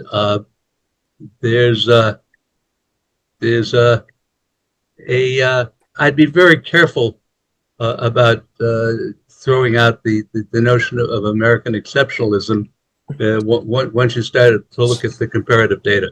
Well, remember, I didn't remember. I Number one separated. in military expenditures. Well, but so remember, I was very clear. I said legal exceptionalism, right? So, so that's a. I would dispute that also. Not that I'm disagreeing with you, but there's also another dynamic going forward, and what we have is more than military. Is the economic and legal, more than legal, is that we have the economic. What's the term? What did you say? The legal what? But our position in the world, the way we maintain our position in the world is. No, I mean, look, I'm not arguing those aren't other sources. It's through economics as much as anything else. It's economic imperialism. Look, I get there's other sources of power, but either we just devolve into a political who said, right, up, down, and then, that's fine. And nobody changes their mind on that and everyone stays in their own corner. I was pointing out something very explicit, like domain wise, like we are a legal superpower. Like I don't think it's hard to refute that. I'm not disputing that. I'm not disputing that, Aaron. I'm also saying that in addition, we're an economic superpower. Oh, I didn't argue those. I didn't state anything else. I was just pointing out that one piece of historical power relative to the Federalist, Anti-Federalist Papers. That was all I was debating. That's all I was pointing out. Right. Yeah, if I can jump in here and just sort of point out a little bit, this one in one of the categories here. So, you each have two things that you guys are saying. You each have one thing that you're saying that, and actually I'm hearing that you both agree with the other person on what the things, but yet it's become this battle back and forth between you about, basically fighting two facts against each other, very, very gently and respectfully, of course. I find it interesting that kind of comes in. Like when I switch it around, I look at like the problem, origins of this. What I'm hearing Aaron say is that there's a huge problem when we don't have a structure for being able to handle these things, and the legal realm gives us that structure. The European Union and UK and a bunch of these other ones haven't had that possibility, and so as a result, they've relied much. What I'm hearing is that they've relied much more on putting in my terms like the monarchy and having to set up these different power structures in order to compensate for the lack of a legal structure. That's right. That's right. Yeah. And the challenge with that over time is that those, we'll call them semi-legal or like de jure versus de facto legal structures become so separate from the vast majority of the population that there becomes a form of, which I wouldn't argue is impossible, populism, because people feel, and it's fair, right? I mean, when there's when someone's opening an Italian restaurant in Austria, and they're supposed to be European Union-wide people, but then they get crushed because of the wrong things or in the wrong menus, the wrong processes, the wrong things are bought. I mean, everything. And we're not talking about a complex global enterprise here. We're talking about literally someone opening a small restaurant. That can elicit over time a very, very populist response that, hey, look, that like the center is not working in our interest because either the center is developing a bureaucratic, authoritarian or legalism that is, let's say not very rational to daily living. And then that means people can choose, I'm not saying they should, but they can, and they do often, to just not comply. And then that becomes a form of resistance, and then you get movements, and then people go off the rails, really, right? And I do think that's a real, that's a reality in European life for, let's just say, the more provincial bottom half of European society. And I don't think that's some big shocking revelation, what do you call it? Relevation there, Yeah. Before I hop over to you, Arnie, just to sort of like, I think, kind of dial it in there. Like a friend who says that, every choice that we make has consequences for whatever choice that we do. And so by choosing to be, one of the stronger legalistic things, it's had its downsides at the same time. European Union, by choosing the directions that they have had their downsides. It's interesting going back to what you were saying, Arnie, of the, being an economic superpower, which we very much are inside of the world, and looking back at some of the things that were being talked about in the Federalist Papers, that, we went from being in this place where John captured in his presentation of like a Confederate dollar equaling 2 cents worth of silver, and the balance there just being so completely off and completely devalued currency. They couldn't pay their debts. They couldn't pay for their soldiers. They were causing all these different problems. And we made a bunch of choices that got us out of that trouble, and then moved us into new areas which have now caused new troubles, because everything affects everything, and the balance is the constant struggle that we have to deal with. Arnie. Also, welcome, John Caves. John, I get to you in a minute and ask you to introduce yourself. I love this conversation. It's very interesting, but I have a serious objection. Well, a lot of what happened here is individuals, myself included, taking a relatively long time to talk about a number of things about what's going on in the world today. But the purpose of the Minotaur Book Club is to overcome historical amnesia. And the topic tonight was to get ourselves better informed on the Federalist Papers. And we've drifted a long way from discussing the Federalist Papers. So I just simply want to say, well, I love the discussion. Well, I think there's some interesting things that are worth pursuing. The object tonight was to do the Federalist Papers, and we're not doing it. I think that is a fair point. All right, so we'll try to get a little bit better about that in our format, trim down the amounts that we speak. We all are very passionate, and so I know I can say a lot, and I know many people here, and that can do the same thing. So we have to temper our own humors to get ourselves back onto track and stay on topic. And feel free to do what Arnie did, raise your hand if you think we're getting too far off the track and we've gone strayed too far from the Federalist Papers, so we can bring it back to the topic. All right, thanks, Arnie. John, welcome. Hi, good to see you all. Can you hear me? Yes, we got you. All right. I'm never sure with the setup here, whether it works, but I'm coming in towards the very end, so I'm a bit lost in the conversation. But Pete texted me a few weeks ago saying, hey, we're doing a book discussion about the Federalist Papers, which is one of my favorite books. So I'm here and happy to jump in once I kind of get a sense where you all are at. Sure thing. Yeah, Well, we I set some think context and we diverged off a few places, so it might be good to come back. And if you've got any thoughts about like what are some of your favorite parts of the Federalist Papers, or what are some of the biggest arguments that you either are in favor of or against, that might be a great way to sort of tie us back. Well, we're talking about 1 through 30, right? The first 30 of them. Yep.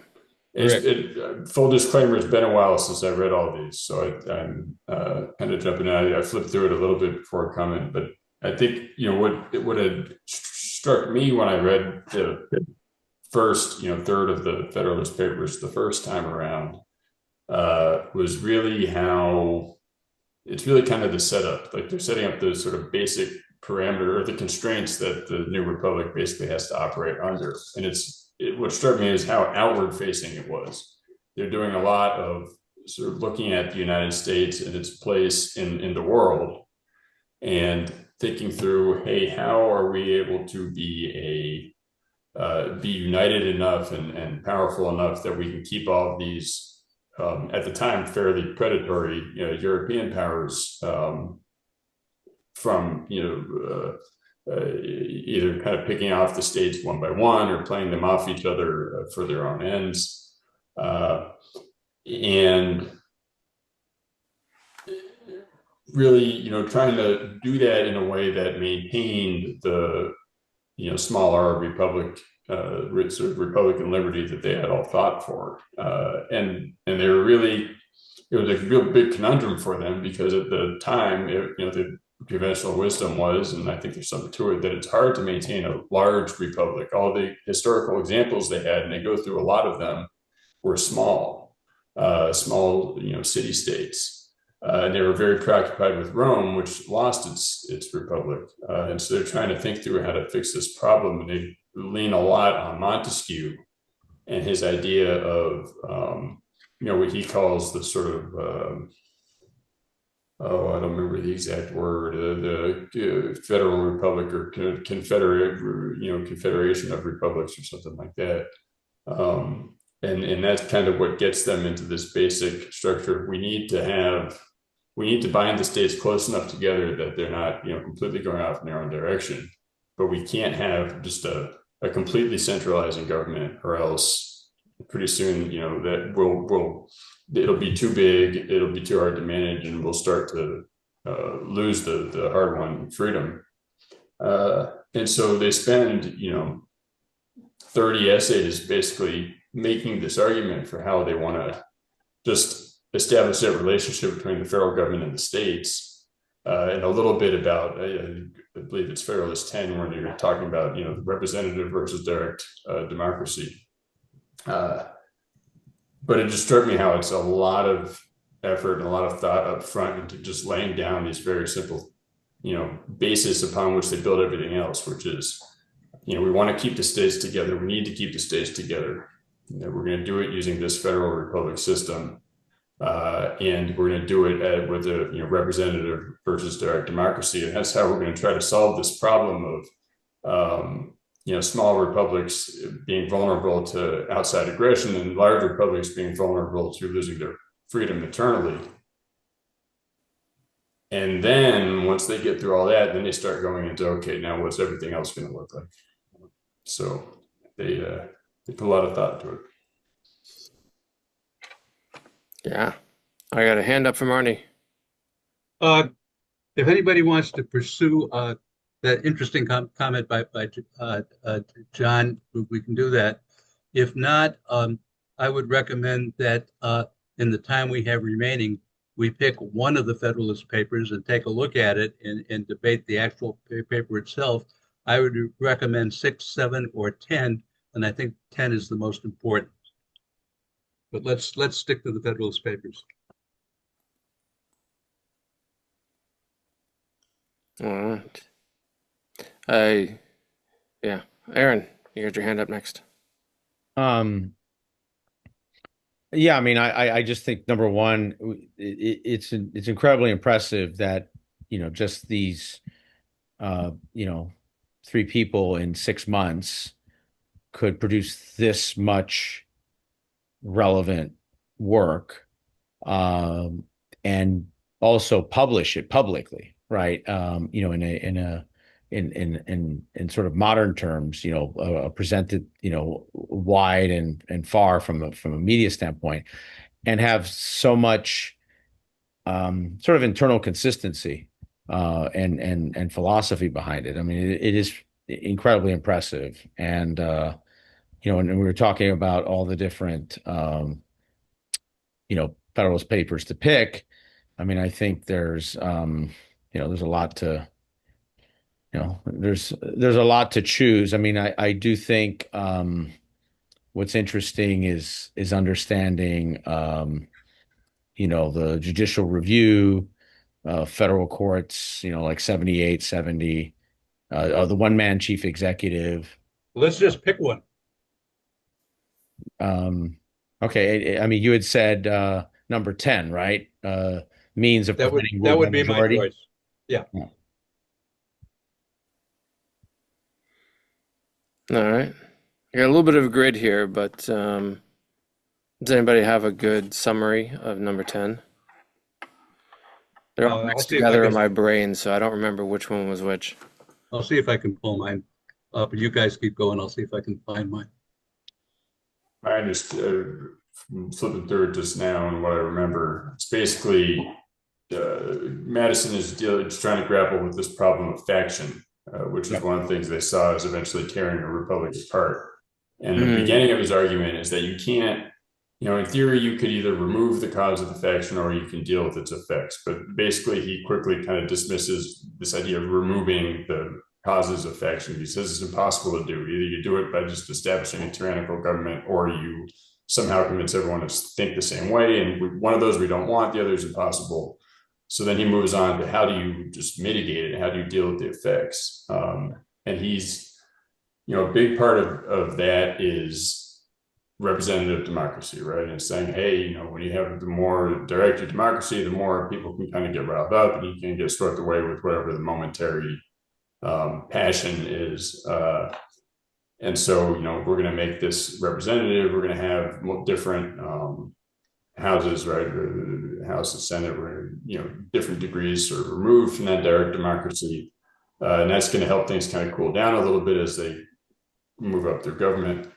But then he also argues for sort of federalism and the maintaining that sort of union of states character of the republic. And he says that, hey, this also helps because it makes it a little bit harder for a demagogue, right? And at this point, you have to kind of understand the context of back then. Politics was a lot more local, and he's saying one demagogue may be able to really kind of take advantage of passions in one state, but it might be harder than for that person to get people riled up in other states, and this will kind of check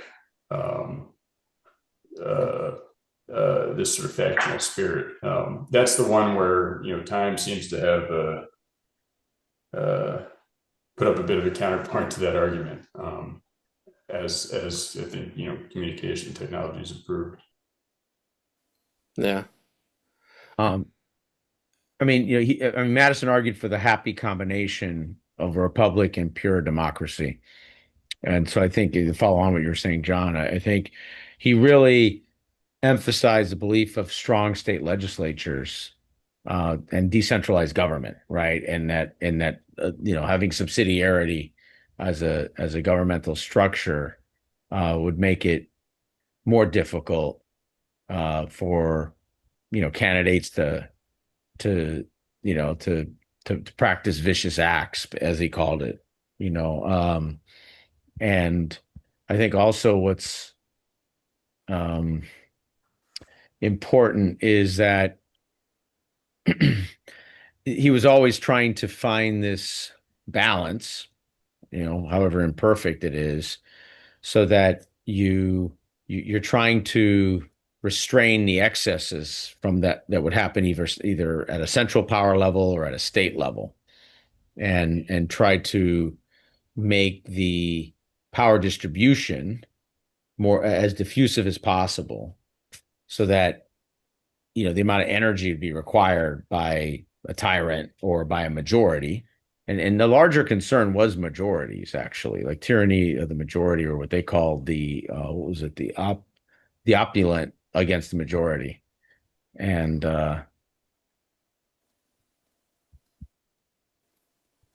Yeah. I think for me, this kind of, if you're done, Aaron. yeah, absolutely. I mean, there's the faction question, which you can get into, but that's yeah. This resonates for me as something that we've been talking about inside of Forward, in reacting to a lot of what's happening in some of the other parties. And so one of the things that people have been kind of pushing us to do is to adopt an official platform. And in Maryland, we've been very strongly resisting this idea, because as soon as we start to set that, say, for all of the folks inside of Maryland, if you're going to work with us, you must do this, you must do that, you must do this. It really very quickly starts to get very authoritarian. And that is something that we've been pushing back against when it comes to the Republican Party platform, Democratic Party platform, even the Green Party platform, Libertarian platform, that once you dictate for an entire group of people that in order to play, you must do these things, all of a sudden now, like, we're kind of losing the point of democracy. And that is a form of, like, I think, a tyranny of the majority. At least that's what I hear a lot in these papers here when they're describing that. When you get enough people together and the majority of the people vote on a platform, because that's the way you do that, is create platforms. Now, everybody who doesn't agree with that platform is now completely out, and your only option is to leave. And that is unfair, because you also live in that space and you also are part of that, and you shouldn't have to vacate, a country because, or a state because you disagree with the majority. There's got to be some other way to sort of evaluate that.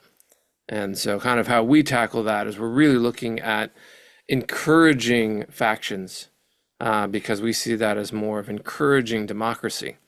Having separate communities, having separate components, always building in coalitions and listening to people outside, even our own, group structure. So we do a lot of coalitions with other different groups purposely, because we want to hear the other points of view, and we want multiple things. Multiple things are true at the same time, and we want to create and allow space for multiple things to happen at the same time. And that was what stood out for me as I was reading Madison's work here and talking. Hey, Pete, I can't raise my hand because I've got this open, but I've got number 10 open with a few bracketed things that I'd like to just read them. Okay. Among the numerous advantages promised by a well-constructed union, none deserves to be more accurately developed than its tendency to break and control the violence of factions. Now, what's important is what they mean by factions. So let's go down a little bit. Our governments are too unstable, the public good is disregarded in the conflicts of rival parties, and the measures are too often decided not according to the rules of justice, but by the rights of the minority or the rights of the minority party, but by the superior force of an interested and overbearing majority. What they're getting at here is that from John Locke's secularization of the doctrine of discovery and from Dum Duras, John Locke has secularized those into the importance of private property. Private property is stands for wealth. People have different natural talents, and they will use those talents differentially. And so some people of property, will rise. And so what they're concerned with is the tyranny of the majority, meaning in this case that the majority, based on their passions of feeling disempowered because they haven't accomplished as much in terms of wealth as everybody else, will band together as a tyranny of the majority in order to bring down and redistribute the wealth that is properly the rightful property of those who have earned it. And that has lots of resonance for things going on in the world today. This is what that is about, which is why I'm really upset that we didn't stick with reading and commenting on the papers and went way off. And I hope next time we'll do a better job of managing this. John, you're up next. There we go. Yeah, so I guess just continuing with the 10th one, there were 2 points that just came to my mind too. And as we are kind of concluding things here, just thoughts to take away. So one of the quotes that kind of stuck out to me was mentions here, the influence of factitious leaders may kindle a flame within their particular states, but will be unable to spread a general influence through the other states. And this is one of those things, and a recurring theme I've been finding with the Federalist Papers is that they were incredibly well written and well thought out, and very beneficial for their time. I mean, we have had only about one civil war since their creation, and considering like all other countries, that's fairly good. I guess the main thing that came to mind is like with modern technology and the ability for, in this case, the factious leaders to kindle a flame beyond their state more easily due to increases in technology, the extent to which those things either, I guess, further enhance the arguments for the Federalist Papers or erode away at those arguments, and whether or not the Federalist Papers are a good kind of argument for modern government. So that was just kind of a thought that came to mind. Could I just stick with number 10 for a second? Yeah. And read from it a couple more things that I think are important in terms of what they were trying to do and implications for today. The most common and durable source of factions has been the various and unequal distribution of property. A landed interest, a manufacturing interest, a mercantile interest, a moneyed interest with many lesser interests grow up of necessity in civilized nations and divide them into different classes, actuated by different sentiments and views. The regulations of these various and interfering interests form the principal task of modern legislation and involves the spirit of party and faction in the necessary and ordinary operations of government. And I think in terms of the neoliberal today economic policies that have led over the last 60 years to an increasing flood of money upwards, that the problem that they're identifying as the most serious and the most important for modern legislation is also among the most important for us today. And this I hope I will proceed in the future.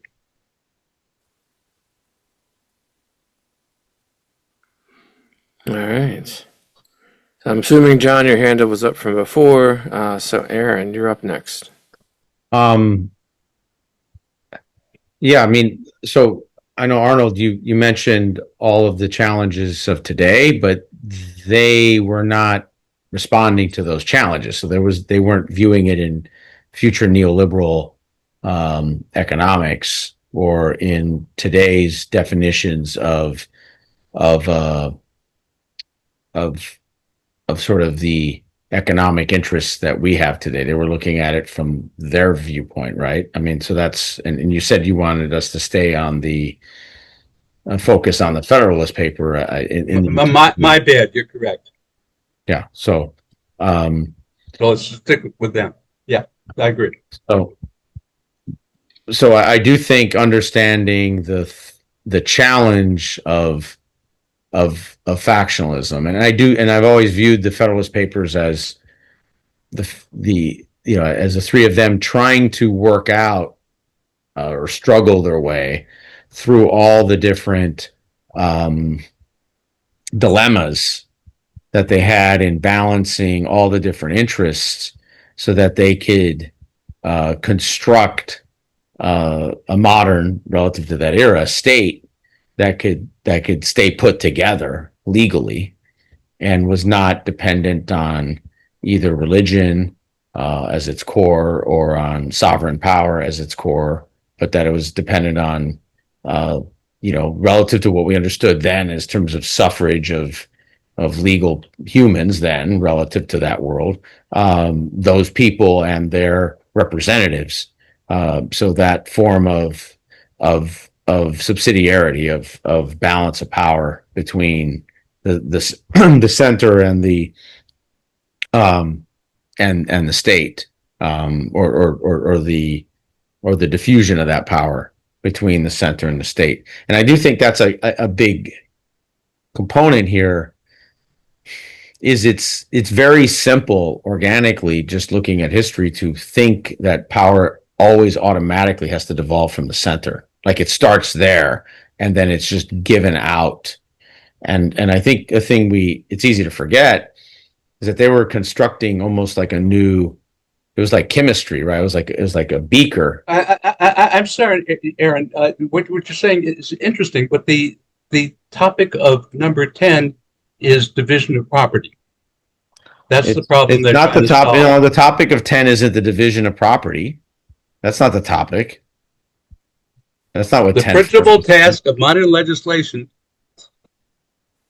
is the unequal distribution of property. Well, I was going to actually talk about this. So I don't know if this kind of brings us around. I don't know that I would agree with that. I think there's a portion in the earlier sentence about distribution of property. But this section down here is talking about, involves the spirit of party and faction, the necessary and ordinary operations of the government. Yeah. And there's some aspects of this to regulate the distribution of property. Not necessarily. Well, not necessarily. We saw in the last section of our last book club that Jefferson had already taken the previous model of life, liberty, and property and modified it to take the property out and did life, liberty, and the pursuit of happiness. But in Federalist 10, maybe we should do a vote here. What is 10 about?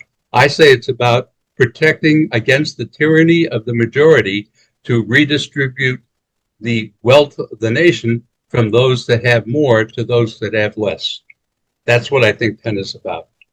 I think that's a component, but I think the larger structure here is, regardless if it's a issue around property or not, that people will form alliances that are similar to each other, and that can work against public interest and infringe upon the rights of others. And so he wanted to guard against those dangers. Absolutely right. But the danger that they want to guard against, which is the most important thing of legislation, is the tyranny of the majority to reduce the level of ownership of property by the upper classes. No, that wasn't. No, that wasn't. It says so right there. Well, it says a lot of things in here, and I think this Yeah. is part of the interpretation, which I'm actually going to point down to that second paragraph down here to say that no man is allowed to be a judge in his own case because his interest would certainly, if you could hold on to moving it until I'm done reading it, would certainly bias his judgment and not improbably corrupt his integrity. And, you know, honestly, like from me looking at, like, I think we're doing this right now.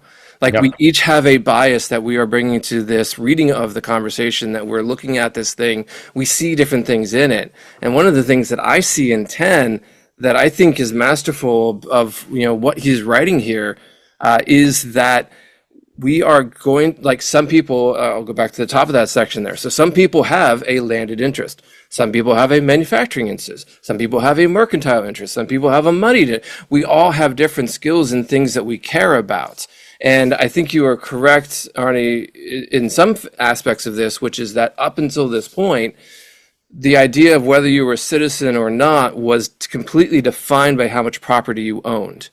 And I think one of the things that this is getting into is to try to separate that out. And that's one of the things that I personally read into this, or that I see being captured in, I think this is Madison's words here, is that there are many interests, and all of those interests need to be weighed against each other, and having multiple things and a place for all of those people to come together and be represented is what's going to ensure a democratic process. So for me, this is more about a balance of power through having a federal structure. Now we're doing what we set out to do.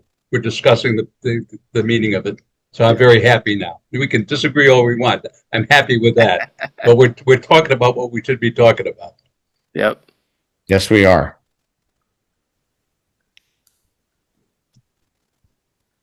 All right. I was giving some space for others, but I can keep talking. Go. So, you know, the things that were in my mind of just like getting to, like this one actually 10 did really hit me pretty strongly as I was reading through it, because I was like, oh my God, we are right here in this space right now. I mean, a lot of the Federalist Papers I think are applicable here, but this idea, there's certain things that I'm sort of finding and discovering in my journey of looking through and navigating the world here, and then being able to go back and see that they were struggling with the same things, and they were coming to the same conclusions, and they were having the same, and that was what led to the idea of the Constitution and how it was being put forward in the first place. It hit me because I have a thing that I get into is that when multiple people who are not collaborating and talking to each other come to the same conclusions, that usually is an indicative to me that we're on to something. Because it's easy when we've all heard the same things and we start passing ideas back and forth. But if we each are doing an independent thought, we're not talking to each other, and we come up with the same conclusions, there's something to that really needs to be, that should be paid attention to and given some extra weight. That's enough that I need to say Okay, about that. up on the board now is my take on Federalist 10, so I won't say anything else. It's there if you want to read it, and I'm done until I'm not.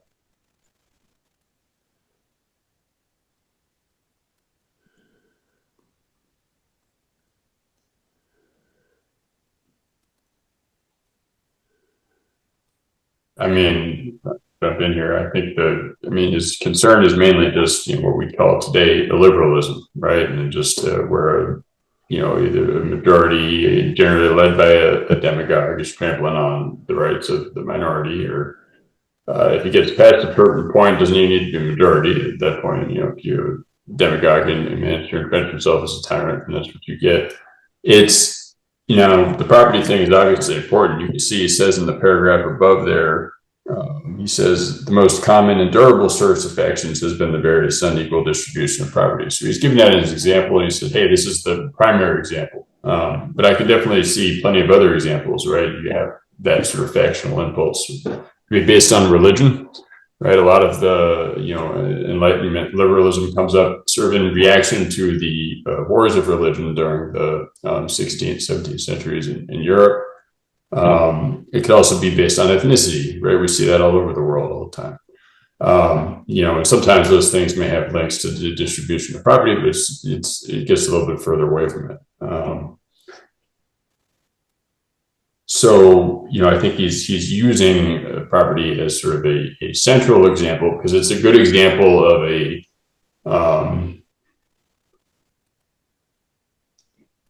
in particular, this question of taxation, which he gets to a little bit further below, where Arnie had quoted, in that it's kind of an unavoidable mathematical thing. Like you're paying a certain amount of tax, you're setting taxes at a certain level, and some people are going to pay more or less, or maybe people are paying equal, but others are making more. So there's going to be a conflict over taxes because it involves people's money. And there's going to be opposing interest. You can't avoid it. And so I think that's why he uses that as the prime example, which is, hey, to make his point, which his point is essentially is you can't remove the cause of faction. You can only ameliorate its effects. Yeah. The possession of property, I think, is about property, but also not about property. At that time, property was how you held power, and so that's what people pursued. We know from that context and, Bruce Johansson's book that, the Native Americans did not view the land as something that could be owned. But as we saw in this, listening here to that, there was the doctrine of, the papal doctrine that basically came out and said, if nobody else is working in the land, you can go take it, especially if they're not Christian. And so a lot of this land was picked up and taken because it had value and it had power, and it was taken from people who actually were living on the land and using the land.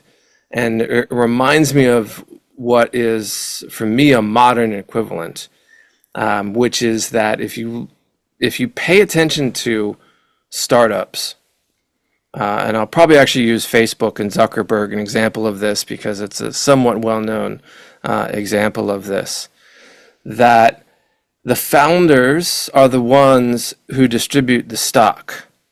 And surprise, surprise, they determine that they deserve more stock than everybody else, because that is the measure of power inside of an organization, is voting stock. And the reason I call up Zuckerberg is because it was a notorious thing that he did as part of Facebook, in that in the early days there were a few notable investors and people who had been with the company in the very early days. And what he did was he started issuing a bunch of stock and devalued their stock, and then used his voting power by issuing extra stock to himself. I'm going to miss out on some of the circumstances of it, but basically he pushed people out of power by devaluing their stock and giving himself more stock, so that he then had more voting power to then convert those shares from voting shares to non-voting shares and completely take them out of the power structure. And that is like akin to me, that when the people who have the power set up the structure to give themselves more of the thing that grants power, they have this bias that Madison was talking about, which is that they see their contributions as having more value than other people's contributions, when really it takes all of us. It takes everything that we're doing in order to create a functioning society. And if it wasn't property, it would have been something else. And the real issue is that if you only listen to or if you let the people who have the power define who gets power, surprise, surprise, there's going to be inequality. And then the flip side of that is that as soon as they create enough inequality, then the majority who are in that down, less power, unequal state will rise up and do something to correct that. And so a system which allows that inequity to happen is a system that is faulty from the beginning. I like it.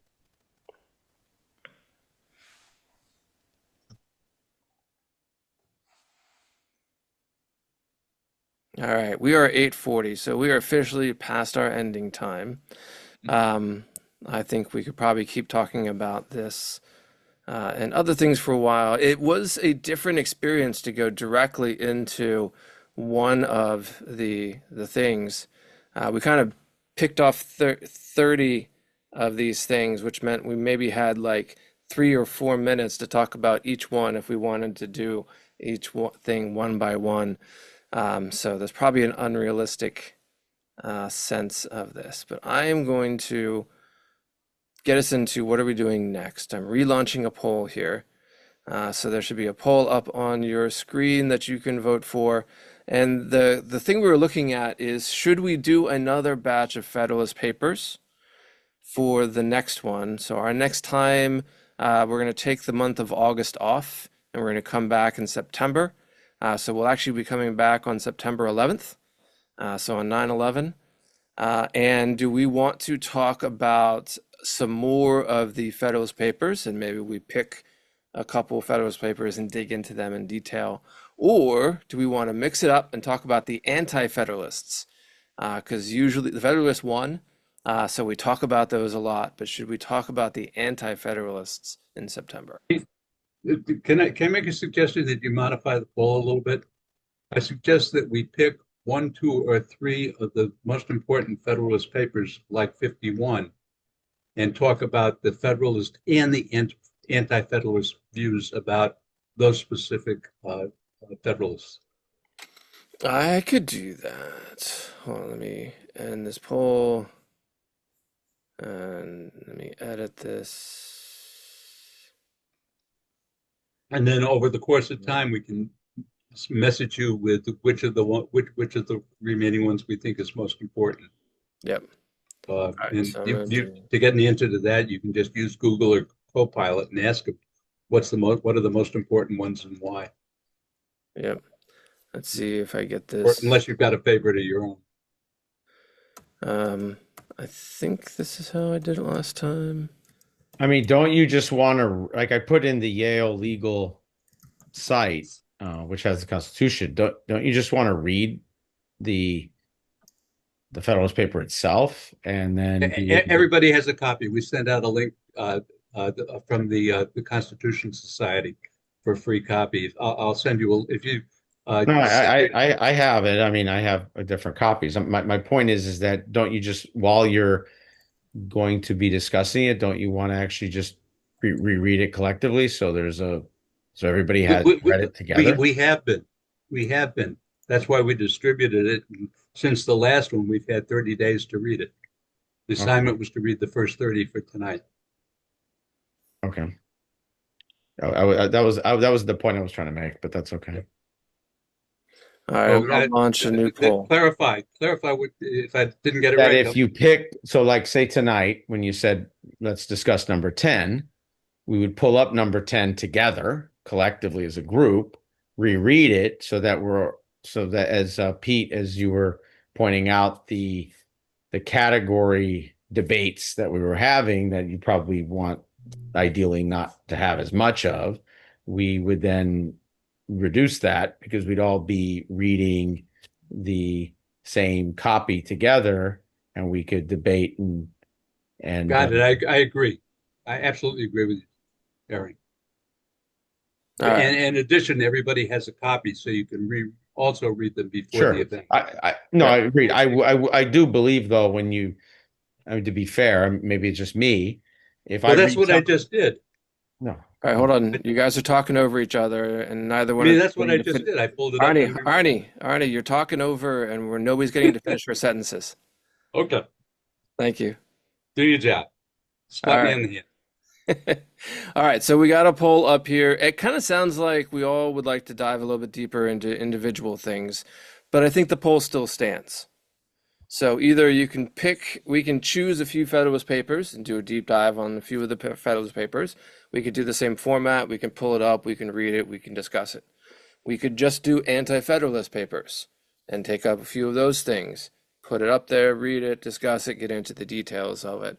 Or we can do a combination of the two and look at the dialogue back and forth, in which case we do the same thing. We put some text up, looking at the Federalist and the anti-Federalist perspectives, and then have a discussion of that. And it's ranked choice voting. So whichever one you like the best, make it number one. Whichever one you like, second best, make it number two. And you can vote for many or as all as you wish. And the balance here is going to tell us which one of these gets more votes. And I can't vote because I'm running the poll, but I will be the tiebreaker if there is one.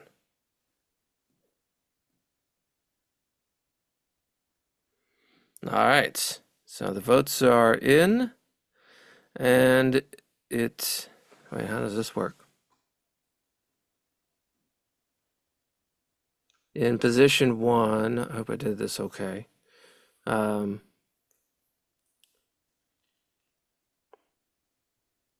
were more people that put Federalist Papers in position one than Anti-Federalist and Split. So I think I need to go with that and say that what we'll do in September is we will pick a couple more of just the Federalist Papers and do this format of putting them on the screen. Maybe we will select, a particular, I'll show you the results here as I talk about it. Maybe we'll select like we're going to read this Federalist paper for this 30 minutes, this one for the next 30 minutes, this one for the next 30 minutes, and keep our. Pete, the way I voted was I voted for reading more of the Federalist Papers, and I voted for reading it with the perspective of the Federalists and the Anti-Federalists. So what I'm hoping is we would do all three: read 1, 2, or 3 of the Federalist Papers, and then discuss them from the perspectives of the Federalists and the Anti-Federalists. From what I am seeing, unless people interpreted it differently, you were in the minority in wanting to do that. Okay.